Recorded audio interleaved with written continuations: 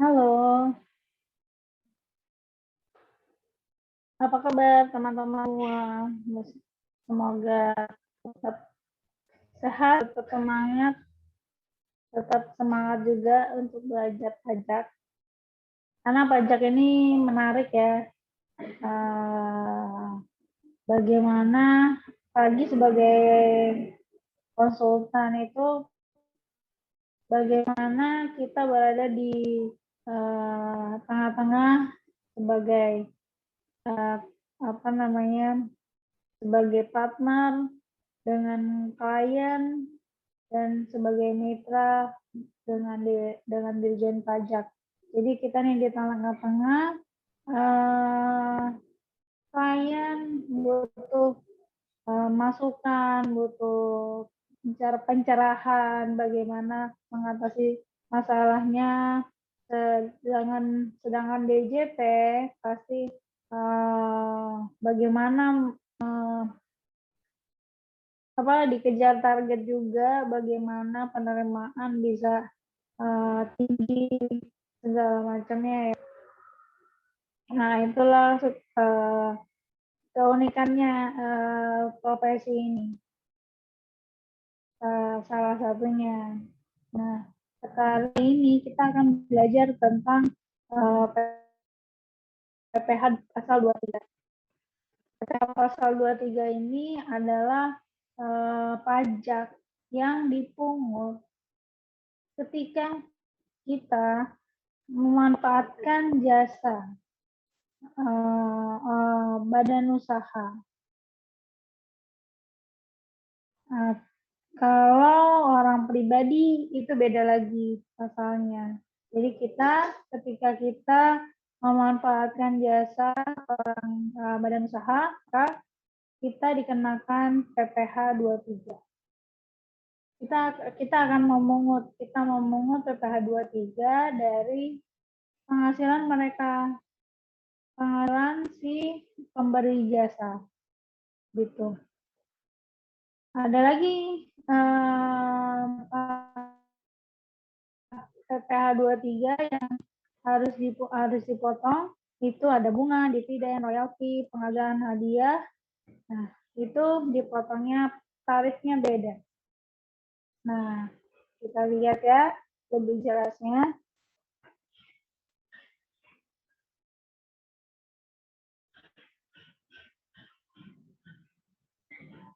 Saya akan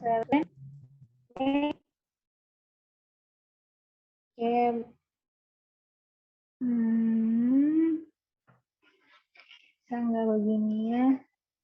Ini nggak seru ya kalau share screen-nya.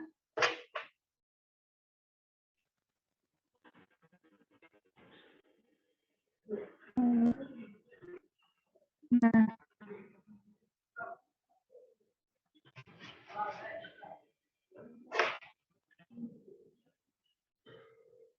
ini cara-cara saya tadi.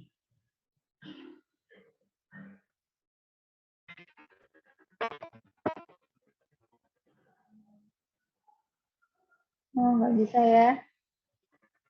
Ini aja ya. Nah, PPh pasal 3 ini saya satu warna biru, kita belajar hanya warna biru. Warna birunya biru itu nggak mau gitu ya. Nah,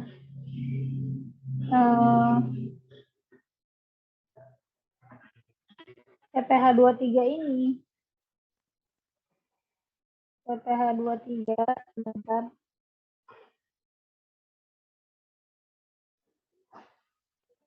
PPh 23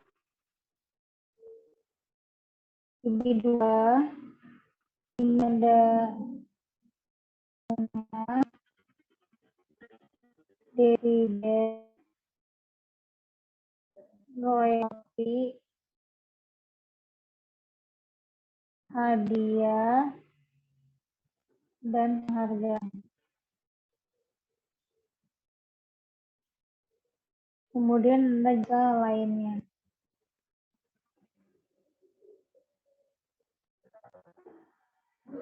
Nah, misalnya kita PTX. Kita PTX, kita kita menyewa, ini sewa ya, dan jasa lainnya.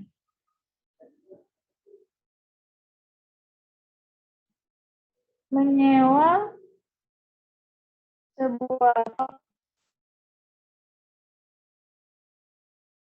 pada PTB sebesar 100 juta.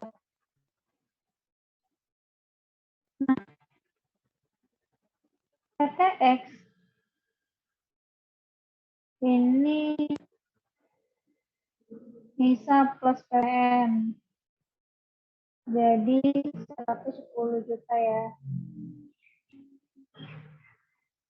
Nah, PTX kewajibannya wajib memotong penghasilan PTB. Oke, jadi di PT akan membayar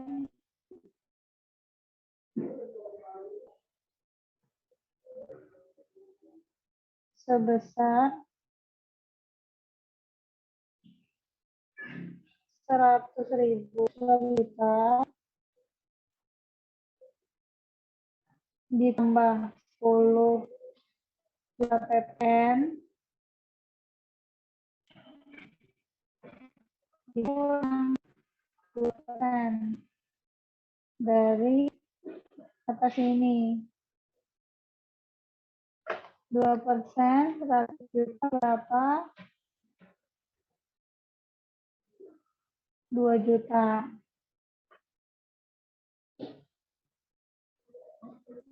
Sehingga 110 dikurang 2. 108 juta. PTB akan terima uang 108 juta ditambah potong senilai 2 juta. Oke, seperti itu proses pemotongannya. Kemudian untuk di undang-undang untuk dividen karena hanya undang kerja, maka dividen ini ada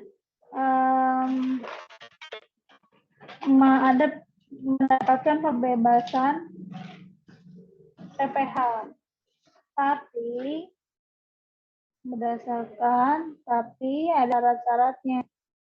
Jadi dividen tersebut harus baik dividen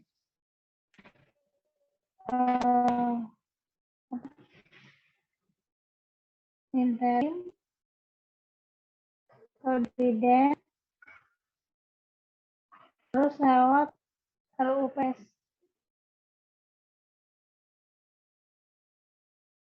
Ini maka tidak dikenakan PPh. Tapi ada ini yang sama. Yang kedua harus diinstansikan kembali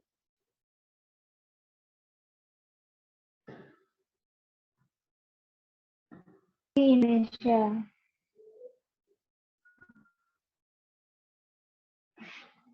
selama 3 tahun. Jadi setiap tahunnya nanti dividen ini akan dilaporkan kemana saja dividen uang dividen ini, misalnya uang dividen sebesar tadi 100 juta ya, 100 juta. Nah, itu disimpan di bank sebagai deposito selama setahun misalnya. Kemudian 50 juta ditarik, dibelikan saham Telkom. Nah, itu ada laporannya di laporan realisasi. Kemudian tahun yang sama deposito diambil lagi gitu untuk DP rumah. Ya, semua yang dilakukan itu mesti terpantau.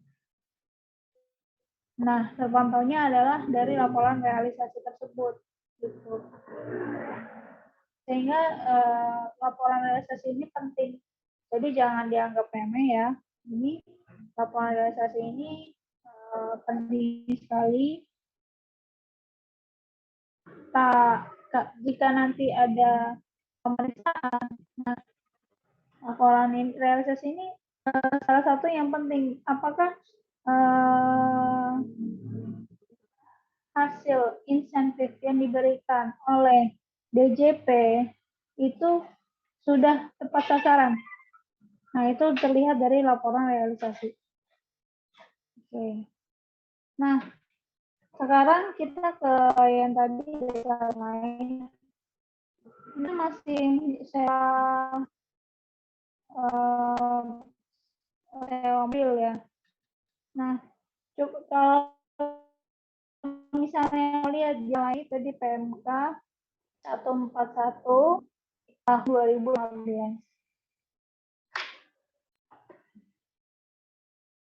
Saya akan share screen. Share screen. Itu namanya PMK 141-nya. Nih ya. Nah, bisa lihat nih dari sini. Banyak biasanya yang harus dipotong PPh 23. Oh, dimulai dari jasa penilai, jasa waris, jasa akuntansi, jasa hukum. Kelihatan ya, jasa arsitektur, jasa perencanaan.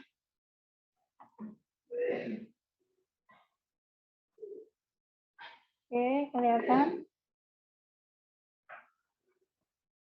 Oke, jasa perancang, jasa pengeboran, jasa penunjang di bidang panas bumi, jasa penambangan dan jasa penunjangnya, jasa penunjang di bidang penerbangan dan bandar udara, jasa penambangan hutan, jasa pengolahan limbah, jasa penyedia tenaga kerja, jasa perantara atau keagenan, jasa di bidang perdagangan surat-surat berharga, jasa kustodian, jasa pengisian suara, jasa missing, jasa pembuatan sarana promosi, jasa internet, jasa penyimpanan, pengolahan penyaluran informasi atau program, jasa instalasi mesin, jasa perawatan AC. Nah, ini banyak sekali. Ini bisa kita baca jasa loading dan unloading, bisa dibilang jasa pengangkutan ya, atau jasa bongkar muat misalkan. Nah, jasa pengelolaan parkir masuk, jasa pemeliharaan tanaman masuk, jasa panenan masuk. Nih kalau misalnya ada yang panen. Nah, jasa-jasa seperti ini masuk ke sini semua. Jasa tester masuk. Ada kecuali ada jasa-jasa ini. Jadi kalau kita rinci, kita misalnya stop share ini ya, stop share, kita share lagi Serena, jadi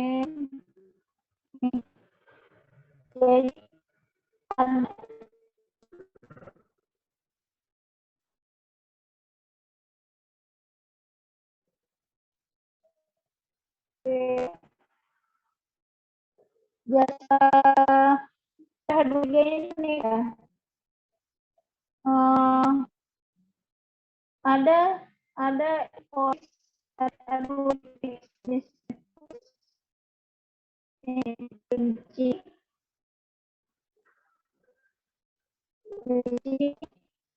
ya rinci. Nah, jika invoice-nya rinci, misalkan biaya tenaga tadi, biaya gaji, satpam, itu juga, kemudian jasa tenaga kerja, atau enggak biasanya jasa aja sih yang di invoice oleh si jasa, misalnya 2 juta. Nah, berapa sih yang dikenakan, yang kita harus potong PPh 23-nya? Nah, kalau seperti ini namanya rinci. Ini yang potong hanya 2 jutanya aja, dari 2% dari 2 juta. Gitu. Nah, gimana kalau tidak rinci? Misalkan tidak rinci ya, biaya tenaga kerja 8 juta. Ini invoice nih. Invoice nomor 1. Seperti ini. Nah, ini dari 8 juta. 2% dari 8 juta. Lebih besar. Makanya sehingga bentuk perencanaan pajak dari PP 23 ini salah satunya adalah ini, merinci mana jasa sendiri, mana jasa perusahaan tersebut, mana biaya-biaya yang terkait, biaya misalnya biaya material juga bisa seperti itu, biaya pendukung. Nah, itu juga harus lengkap dokumentasinya, bukti-bukti bayarnya itu ada di PMK 141 lebih jelasnya mengenai penjelasan ini. Nah, kemudian ada pengecualian, yaitu jasa catering. Jasa catering itu sama sekali tidak bisa modalnya yang itu ini, saya beli sayur, beli misalnya beli beras, jadi misalkan tetap aja misalnya total 6 juta, 2 juta, nilai yang dipakai dipotong oleh penerima jasa itu adalah 8 juta. Jadi catering adalah pengecualiannya. Oke. Sampai sekian dulu. Demikian pengenalan mengenai PPh 23 ini. PPh pasal 23. Semoga bermanfaat. Terima kasih sudah menonton. Assalamualaikum warahmatullahi wabarakatuh.